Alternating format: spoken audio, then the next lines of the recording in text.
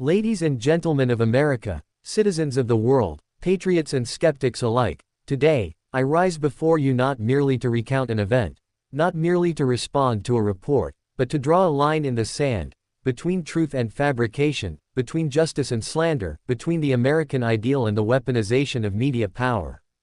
Because what we have witnessed, what has erupted into the public sphere, is not just a story. It is not simply a newspaper article. It is an assault. It is an ambush against the reputation of a former president, launched not with evidence but with implication. It began with a leather-bound album, a gesture of luxury, a token of history, gifted to a man long since disgraced, long since dead, long since unable to speak for himself.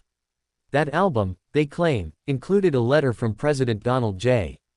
Trump. But let us be clear, President Trump has not remained silent. He did not hesitate. He did not flinch. He spoke boldly on Truth Social. He called the letter fake. He called the story what it is, false, malicious, and defamatory. And when words were no longer enough, he did what many fear to do. He fought back with the full weight of the law. On July 18, 2025, President Trump filed a lawsuit in Miami federal court. The defendants are no minor players. He named Dow Jones and Company. He named News Corporation. He named Rupert Murdoch, the architect of a media empire. And he named the reporters, Khadija Safdar and Joseph Palazzolo, the scribes who brought the accusations to light. This is not just about one letter. This is not merely about one birthday album. This is about the power of narrative, about how facts are twisted, how legacies are attacked, how reputations are put on trial without due process.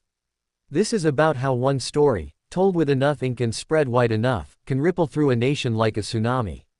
They say the letter came from a time before Epstein's first arrest. Before the world knew the full weight of his crimes. But let's not pretend that timing justifies publication. Let's not pretend that even if such a letter had existed, it would prove guilt by association.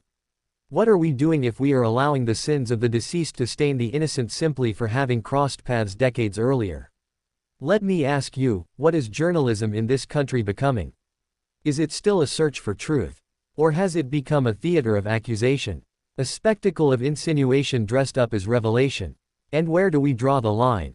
If President Trump, a man who led this nation, who stood against global powers, who faced down institutions far more entrenched than any single billionaire, if he is not allowed the presumption of innocence, who among us is?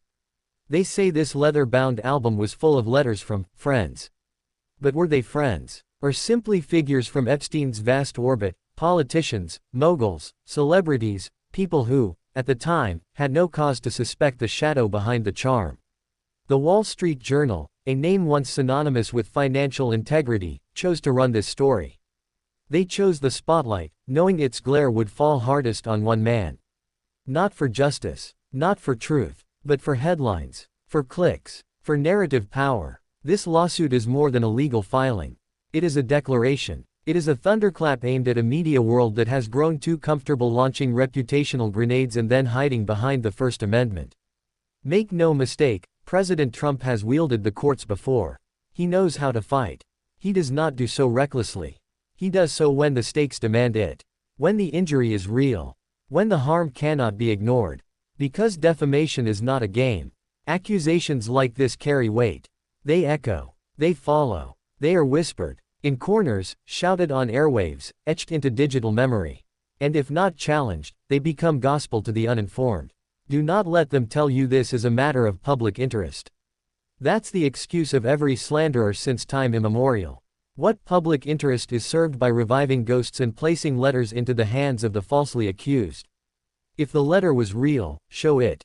Authenticate it. But no, they provide no handwriting analysis, no source chain, no independent verification. Just a claim, wrapped in insinuation, passed off as fact. And the timing, curious, isn't it? Just as the 2026 campaign begins to ignite. Just as Trump reemerges onto the stage. Just as momentum shifts. Suddenly, out of the shadows, comes this so-called album. Who benefits from this story? Not victims. Not survivors. Certainly not the public. Only those who profit from Trump's downfall. Only those who tremble at the thought of his return. Only those who want the man destroyed, not debated. Ghislaine Maxwell is behind bars. Epstein is dead. Their story is sordid and tragic. But we cannot allow the rot of their legacy to seep into every room they once entered, to taint every hand they once shook. This case, this defamation case, is a reckoning. Not just for the Journal. Not just for Murdoch. But for all media institutions who have lost their way. Who have forgotten the sacred burden of their power. And let's speak for a moment about Khadija Safdar and Joseph Palazzolo. Did they pause? Did they reflect? Did they question the ethics of what they were doing? Or did they simply see the name, Trump, and hit publish? There are forces in this world who fear truth more than lies.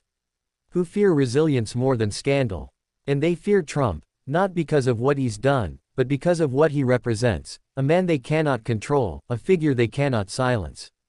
This lawsuit is not about silencing the press. It is about restoring the balance.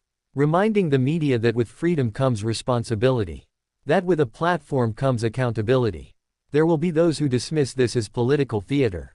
But to those who understand, to those who've seen what unchecked media can do, this is a necessary stand. We must ask ourselves, if it can happen to Trump, it can happen to anyone.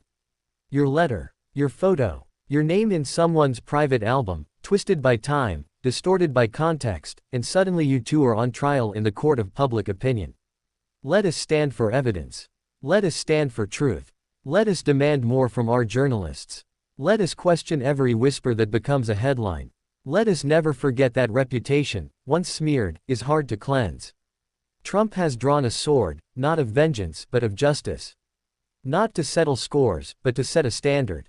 Because there must be a consequence for lies. There must be accountability for those who traffic in rumors dressed as reporting.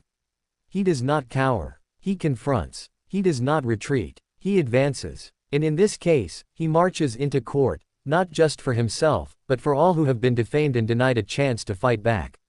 This is not just a media story. This is an American story. One about the fragility of truth in the hands of those who profit from outrage. So let the Journal answer. Let the courts decide. Let the facts be laid bare, without the fog of agenda. Because in this fight, for truth, for integrity,